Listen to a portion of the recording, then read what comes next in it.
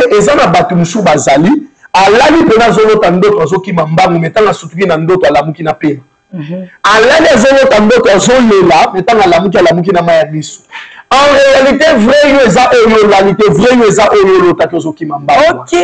Omoni vrai yo eza oyo lalaki te vrai yo eza oyo yo loti. Omoni en réalité dans l'homme c'est l'esprit. Bien nommé dans le Seigneur bando contrôler bando to yo lotaka.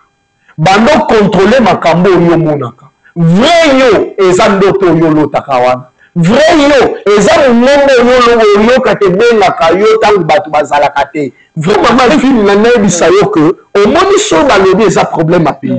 Tikana nebisa yo mama omoni ata komo oyo soki bakitiseli biso sagombe fufu na 100 francs congolais sagombe masango na 200 francs batu baokemba na fi bazalaka. Donc yaka bazwi na macheli penalty yango poto eza vide aobeta nzabi. Vous comprenez? Donc c'est-à-dire la réussite ya batu ne dépend pas du physique mais ça dépend du spirituel. Bonjour à tous, ça dépend de l'heure à laquelle vous êtes en train de nous regarder. Na bandak na bino, na ba bureau na bino, na tombeli bino, balobana Swahili karibu. Na plateau et je suis accompagné avec l'homme de Dieu, évangéliste Israël Massakala. Na togolobela na mobangi na thème de l'esclavagisme à la liberté. Comment une personne peut être de l'esclavagisme à la liberté? Il est déjà à côté de moi. Na Pesaye Mbote, papa, bonjour. Bonjour maman Alphine, bonjour na balandi nyonso ba internaute ba nyonso ba olanda biso. Bonjour na bino. Na sai balabara jambo. Jambo. Na sai balabara jambo ya chilu balabara betwa. Toko tempi ba 4 langues nationales, nous sommes le Congolais pourquoi pas. Na Kikongo, Mbote. Merci. L'homme de Dieu et surtout na ba langue na biso oyo ya ba minoramboka na biso je peux dire ba parents belé baza souvent l'habitude au laksabane normalement ba parents mingi bazaka penza te habitué ya ko apprendre bana omoni nde to lobaka jambo eno jambo sana bali wana tozoloba parce que toza marambo yo yango zo lakisa que toza de cœur na bandeko na biso en même temps ngana profiter ya koloba que toza de cœur na bandeko na biso ya espace swahiliphone toza de cœur biso ba congolais marambo wana toye ba ngote o ba luba bazobundisa ba swahili ba kongo biso na Congo ezalaka te eza biso nyonso mama na biso eza Congo nous sommes un tatabo moko mama bo. Merci beaucoup l'homme de Dieu santé. En tout cas nzamba zobomba biso mama na ngulu kolo azobatela biso tozo se porter bien bana nzambe nyonso na kati ya CMD centre évangélique miracle et délivrance. En tout cas, Dieu nous fait grâce. Merci beaucoup. Tout le bélanano, si j'ai de l'esclavagisme à la liberté. Ici, nous allons beaucoup parler plus de famille. Donc, la famille, parce que biso déjà le roi déjà fondé par une famille. Donc, toute la famille, la biso, de génération en génération, ils ont qui alors, même, donc pourquoi une famille? Parce que nous venons de la famille. De l'esclavagisme à la liberté. Évangéliste Israël, comment peut-on connaître une famille ou soit un homme esclave? Merci Maman Alphine, merci pour la question. D'abord, il y a les bossons, d'abord parce que tant de l'esclavagisme à la liberté, déjà le mot liberté, qu'est-ce que la liberté veut dire? Mais la ligne, d'abord, on a épinglé sur l'esclavagisme, ce mot-là. Alors, ce qu'on dit d'abord, de définir l'esclavagisme. Esclavagisme, qui est un esclave? Un esclave est une personne qui est sans liberté. Alors, ce qui peut te le dire, tokende encore plus loin ya koluka koyekola komona ndenge et que tozo kolobela sur le plan un esclave est celui ou celle qui par sa naissance ou par sa capture n'a pas de conditions libres. Donc esclave azali moto yo na lolenge ya mbotama na ye na ndenge ya botama to na lolenge o bakangela ye azali moto yo azali liberté. Et puis de deux, esclave azali moto oyo azali sous une puissance. Donc il est dirigé sous une puissance. Et celui-là ou celle-là que tozo benga oyo esclave. Ozomona. De toute façon, vous voyez que c'est une personne qui est esclave. Voilà. Donc, de façon que vous voyez que famille oyo moto toni les esclaves, aza moto aza na manque à liberté. Il y a one is simple. C'est une personne ou c'est quelqu'un qui n'a pas de liberté. Ozomona. Alors, à l'introduction, il y a bamakambu oyo, Mama Alphine, eza lokola lolenge moko tokoki koloba. Il y a liboso, pour permettre là le terme la koloba. D'abord, le Congo, Bisso, la carte Congo. Nous ne sommes pas libres, nous sommes des esclaves. Au monde, ce qui m'a lobby, m'a expliqué le Congo ou l'Afrique dans son entièreté. Tout ça, l'indépendance, comme en 1960, tout ça. Mais en soi, tous à la liberté, tous à la d'esclaves. Parce qu'on peut remarquer que la décision au État Moussaka Afrique, au État Moussaka Congo, sont des décisions au État carrière. Donc, ils n'ont pas si pour des dirigeants africains ou soit pour des dirigeants congolais, Bazwa Penza, les Kambumoko au État, ils vont définir futur avenir, il y a école, la décision au État carrière. Et ça, c'est qu'on a dans ma bota. On remarque dans ma famille Moussoussou, on se montre que makambo etambusaka libota na bango décision nango ezwa makayere ezwa manakata famille wana te. Donc eza na batu to nguya moko boye ezwilaka bango ba décision pe ezo ya kotambusa bango. Tozwi exemple na mokanda na Exode chapitre 1 soko bando tanga banda na verset nango bandi banda na verset 10 oyeti na verset 14. On peut remarquer que là il y avait une famille. Mais cette famille-là était une famille esclave. Et cette famille-là, c'était la famille de Jacob. Au moni, tant que balongwe place bazala qui na Cana, baye Égypte. On peut remarquer que quand Joseph a koufi, et il y a un pharaon moko oya yeba ki Joseph te, ayeba ki te histoire à Joseph te. Neye akoya maintenant pour réduire famille wana na badir esclavagisme. Donc, famille wana babanda qui ko subir lisusu te makambo yo babanda ko subir ba peine. C'est-à-dire makambo bango babanda ko kanisa ba sala. Yango te babanda ko sala. Donc bakoma ki ko zwa ba injonction ko ute pa ya pharaon. Yango le bango bakoma ko salela. Donc eza ndenge moko na famille esclave. Omoni donc eza liboto yo bazwaka ba injonction na esprit moko to na batu moko boye libanda bazo ko imposer bango yango pe bango ya bazo salela yango no moni nde na yebiseli yo que le Congo on soit tozwi Afrique au ko remarquer que indépendance ça raté liberté ça raté parce que to sibisaka ba ordre moko boye o elutaka libanda yango biso salela donc les esclavagisme voilà.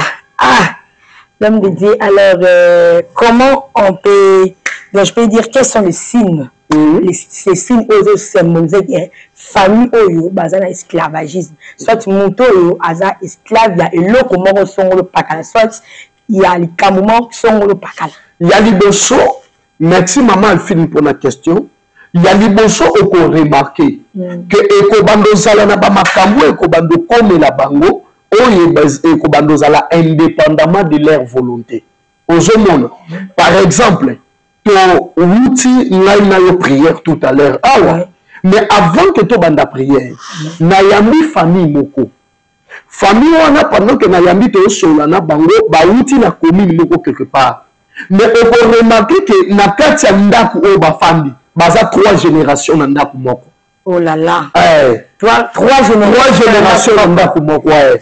Donc ndako wana eza ndako ya koko na bango yende génération ya liboso koko na bango aboti bamama na bango bagénération ya mibale bamama na bango baye kobota bango bagénération misato bango mpe babandi kosente bango nyonso bazaka awana ozomona en réalité soki otali yango oremarke ke bafamille moko batanga parce que frère azoyebisanga alobi papa otangi classe tozwi badiplôme tosali boye mposa na biso mpe eza ke no tobima ozomona tosepela me makoki wana nde ya kobima eza te ozomona donc en réalité mais soki olobi boye moto mosusu akoyebisa no eza faute na bango te eza faute ya pays mais maman elle tika na yebisa yo maintenant nous du côté pays bato ebele bakunda na pays au pays makambo ezosimba te misala mais na kotela mpe boye d'autres ya bato mosusu bazose débrouiller na kati ya mboka bazali ozomona donc eza na bato mosusu spirituellement ils sont des esclaves donc bango na famille wana bavivaka te selon oyo baobika mais bavivaka selon bainjonction spirituelle moko yango ekonzaka bango c'est-à-dire ezalaki indépendamment na volonté ya frère ke bavanda 3 générations na ndako moko ndako ya koko mais tout le monde sont là malgré kitoko ya bandekoni ya basi mabala eza te malgré kotanga na bango na bauniversité misala eza te bango nyonso baza wana donc tu verrais que esprit oyo ekontrolaka bango yango nde ezodikte bango makambo nini esengeli fo basala nini basala ozomona na quel exemple ya mibale tala lokola Congo RDC okoremarke eloko moko mama film yokanisi bato nyonso oyo monaka lelo bakoma baministre na badepute yokanisaka makanisi na bango ezalaka so bakomi yango banyokola bakongolais misusu azalaka na ntango aza no na poste te ye bazokanisaka no mokolo na kozwa poste en tout cas fona ya nasalela peuple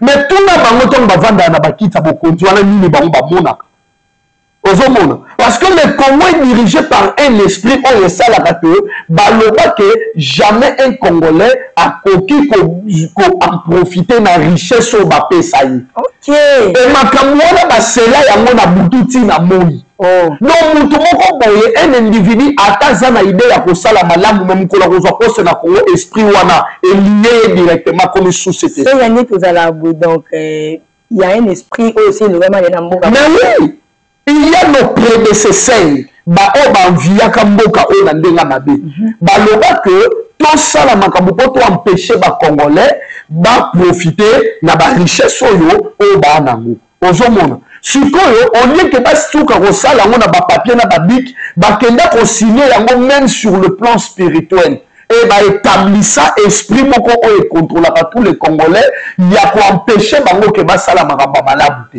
ozomona il y a quelques-uns oyo bazose démarquer oyo bandimi Jésus le roi Seigneur et Sauveur mais le reste yango moni na mboko to bandoyinaka bakondi ce ne sont pas eux mais c'est cet esprit là de l'esclavagisme ezokoimpose likolo bato moyen bato basala bolamu eza te yango ozoremarke même na mabota eza na bato mosusu basala makambo mosusu en détriment ya bavolonté na bango omoni posa na ye oyo azosala lelo yango te eza bosenga na ye yango monaka eza bato mosusu papa opena na classe atangi na makambo asali makambo azosala vraimen eza ye te eza esprit oyo egouvernaka bango na kati ya libota nde impozaka bango basala makambo wana ozomona alors ce genre ya bato wana ils ont besoin de la délivrance ozomona pourquoi parce que le peuple d'Israël ntango baye komona ke bowumbu eleki ozomona bowumbu eleki bakomolelela nzambe balobi seigneur biso tobaye makambo oyo Pharaon azokoimpose biso makambo biso tolingi esalema te ozomona il y a des gens qui sont en train de vivre des vies imposées omoni donc azobika makambo oyo ye ana posa nango te me baimposer ya et tellement qu'il n'est pas fort spirituellement makambo wana bando konza ye ozomona makambo wana ezokonza ye donc de même makambo ezosalema na Congo de même mpe makambo ezosalema na certaines familles congolais ozomona donc c'est un peu ça yango ozomona nazoloba na bana nzambe boye c'est le temps d'accepter Jésus de donner sa vie à Jésus. Amen. Pourquoi? Parce que soki moto apesi vie na ye pa na Yesu Yesu aza na capacité ya kokende kolakisa ye qu'est-ce qui ne va pas dans sa vie. Amen. Ozomona. Ezaka bato bazobika opposition ya ba vie na bango. Donc on ya limite yango ya zobika lelo. Eza le apôtre Paul voilà. On a limité yango on a lingi ezolelanga. Yango ozomona. Donc c'est-à-dire c'est un peu ça. Omoni. Alors moto nyonso to libota nyonso o bazalaka ba esclave dans le monde des ténèbres baponelaka bango moto moko to esprit moko o yakoma akuveiller likolo ya famille wana nyonso, c'est-à-dire yazo veiller pour que makambo bango bayokana na butu elongwa te ezalaka. Yango soko tangi na mukanda Exode, la Bible dit que lorsque ba imposer na bana Israël l'esclavagisme bazu ba poneli bango ba chef de corvée pour que ba veiller sur bango afin que ba exécuter loi ya Pharaon malamu et ba esprit wana de bango to benga ba esprit ya contrôle ba démon permanent. On peut remarquer que dans une famille ils ont un esprit géant ou ya contrôle la batu nyonso bazawana. Et pour remarquer que bango nyonso baza na se esclavagisme o ke kuta libota ngo bango nyonso ba viva vie moko.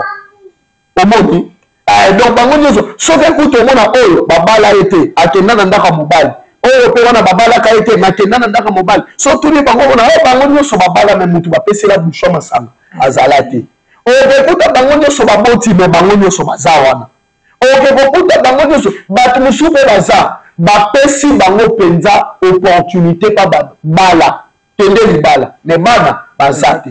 Moi j'ai une famille comme ça bango nyonso misatu basi babala mais bango nyonso na ndaka babala baboti te. Donc pour remarquer une famille que c'est une famille des esclaves on peut remarquer uniformité ya ba vie. Donc batu nyonso baza na libota moko me babikaka presque vie moko soki ka otali yango directement on comprend que si il y a l'esclavagisme.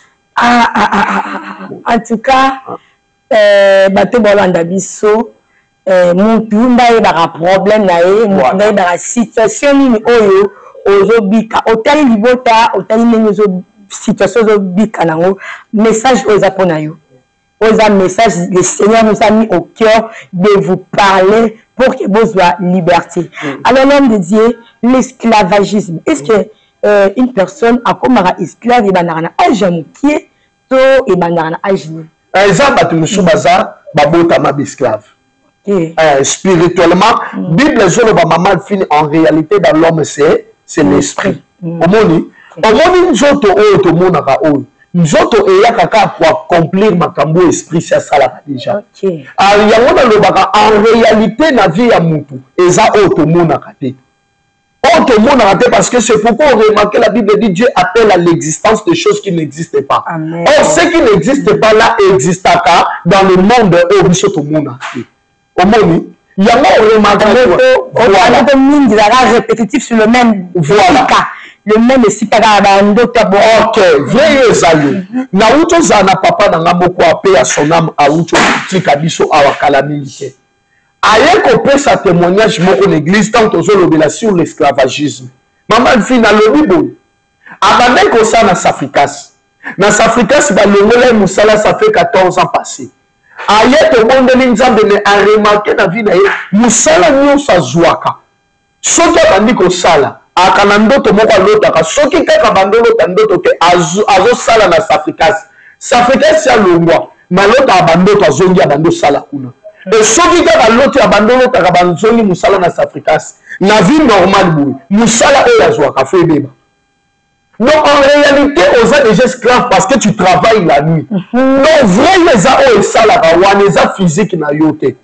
Alors yango moni na yebisaka bato modèle ya bagenre bandoto nini yo lotaka mutu mosu akozala l'esclave makozala ngo mpe par basonge omoni alali azolota ndoto kende na feti biso nyonso belaka nde na olamba. Bon, il y a un petit gars qui charge à Bilo, c'est un esclave. Alors, dans le niveau, il y a des motoboyi. Même à tous les pourquoi? Parce que spirituellement, on a musala moko sur salara déjà. On a musala moko sur salara déjà. Donc, il y a un moni na loba qui n'a eu que Alors, ceux qui les vrais yona noisui délivrance et même dans le monde physique, vie na yo ba problème bien na d'abord, il faut d'abord commencer à arranger là-bas. Il y a un moment même à tête aux autres, parce que nous sommes des hommes de Dieu dans la nation. Nous sommes à cassette pour la Koloba. On a des problèmes dans les choses à Kanini, maman fille. On a dit le temps de qui go. Nous sommes choses à dire dans la prière. Est-ce que vous comprenez? Bah, il y a pas de cave. Nous sommes choses à dire dans la prière.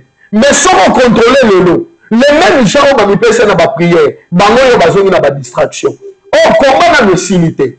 Nous sommes encore... Il y a des pasteurs pour le Congo, quand même, et ça, non, c'est quelque chose de bien. Maman, le problème du Congo, le problème du Congo est spirituel. Le problème du Congo n'est pas physique. Le problème du Congo est spirituel. Notre pays a été déjà vendu. Oh, nous sommes des esclaves. Notre pays a été déjà vendu, c'est pourquoi nous sommes dans un esclavagisme. Donc, notre problème est que nous devons se mettre debout, chercher la délivrance pour que le Congo soit totalement libre. Ah, l'État nous fait défaut, l'homme de Dieu. Mais qui est la dernière question pour que aussi ça. Alors, l'homme de Dieu évangéliste Israël Massakala, comment une personne peut se libérer de l'esclavagisme? Donc, une orientation pour la moutou à l'ongwa de l'esclavagisme à la liberté.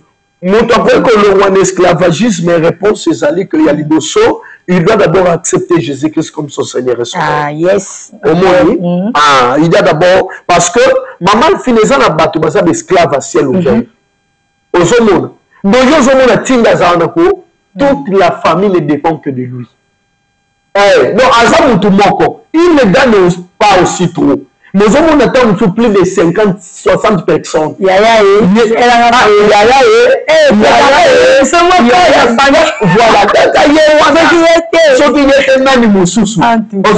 ce qu'on a mis tout là, à part rien, nous sommes à quoi faire mater. Non, pas problème, Yangwana. Donc, Yemoko, Yangwana, Zana. Dans nous sommes à problème, Yemoko, et à Korasu, pour ça, la hôtel, les Koulabat.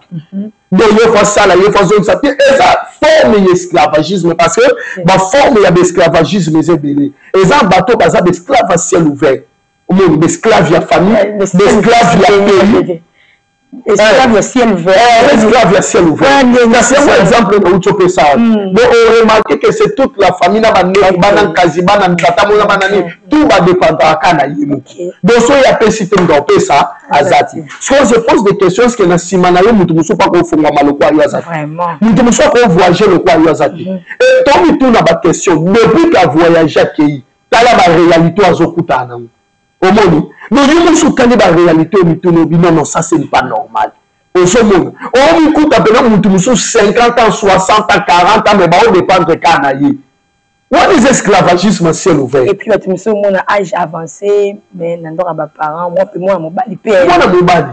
Au monde, si on t'a bon, ce que tu n'y as pas, ça mboka. Nana tout n'y a le billet et bis mboka na Congo, malgré que tu souffrir. Mais battu sur le temps là, na ba classe mo ba souffrir que le roi biso. Biso yebi batu muso azape na moko te tata leki te tata moi cité mais nzamba fongoli na porte moko na nzela na yenda benda libota ne nyonso mais ndeni nyono to zalaka na simana pona koma tala soto tikali na sima ba discours ba politicien to kotika la pe kaka boye or tant ezokende ba age ezokeko poussana c'est le temps de l'évangile une orientation c'est d'accepter Jésus, c'est d'accepter Jésus comme ton Seigneur et Sauveur. Il y a l'Ibosso. Et puis il y a Mibale. Tant que nous t'as dit Yesu, ce que le fois banda, ozoa, enseignement.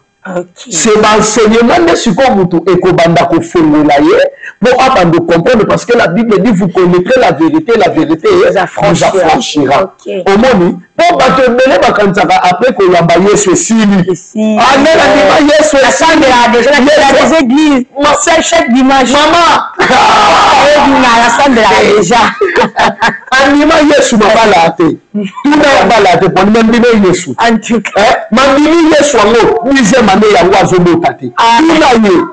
andimi yesu yango voyage banda ba complication nous sommes le fait ya kondima yesu c'est un pas ozomona ntango moto andimi yesu ezaka porte efungwameli biso kondima yesu elingi koloba na ndimi me makambo osali ebandi après kondima yesu faut soki baensegne yo mokili oyo yo etambolaka ndenge nini. En tout cas, le temps nous fait défaut. Il y a tant de choses à dire avec l'homme de Dieu. Quand on est dans les nations, les familles se retourneront vers l'éternel. Ma famille n'a biso, ma vie n'a biso. Donc, nous tous se retourneront vers l'éternel parce que par Jésus-Christ est né liberté. Okay. Liberté, donc nazo yebisa na bana nzambe nyonso totoza na numero moko ezaloza na Congo ezaloza libanda mboka toza na intercession moko oyo tozobenga ngo mercredi kibomango mercredi kibomango tozobenga ngo mercredi en réalité ezalaka nango kaka bakombo omoni ezalaka nango kaka bakombo mais totyaka yango pour beaucoup plus la nous attendre conscience à bana nzambe omoni parce que moni mokili oyo tozali toza na ba franc-maçon toza na ba cultiste toza na ba sorcier toza na banganga kisi bango bazoloka bavi na biso ntongo midi poko esengeli biso mpe na tour na biso toloka bango alors que lokwa biso toza na moto eza 10 000 fois supérieur ya oyo ya bango tokozala na kimia te donc chaque mercredi toza wana yango moni numero oyo ezali même na bino bayo bosali banda bozwa numero oyo eza mpe numero ya WhatsApp soko moni wana ekoki mama papa na ngai kota en ligne tobondela oya na requête na yo tala chaîne ezali tinda requête na yo tokobondela mpo nango pourquoi parce que tozozwaka requête ya mutu moko tozobondela epuis en direct okoyoka ndenge tozosambela mpo na yo donc awa c'est la prière numero yango ezali plus 243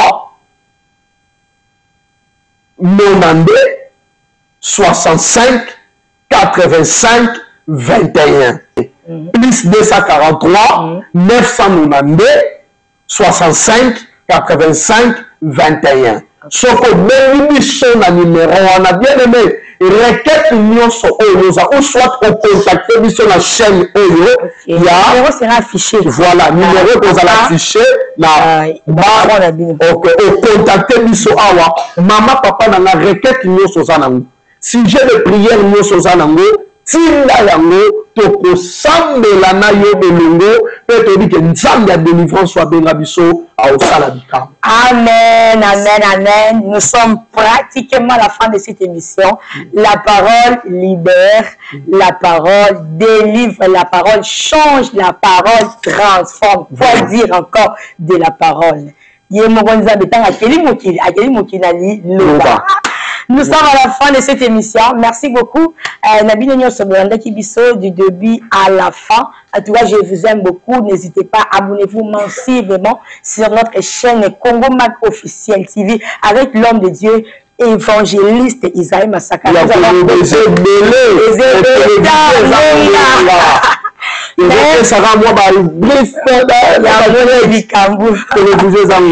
Merci beaucoup à la personne qui était derrière la caméra. Merci de la partenaire à chaîne. Merci de la tout abonné à Congo Mag Officiel TV. En tout cas, la bino à trop. Bisous, bisous. Ciao, ciao. On se retrouve à la prochaine. À partir de la semaine prochaine, to bandi intercession mondiale les autres totali requête na yo to sambeli na yo ensemble nzambe aroyago. Merci beaucoup, portez-vous bien, ciao.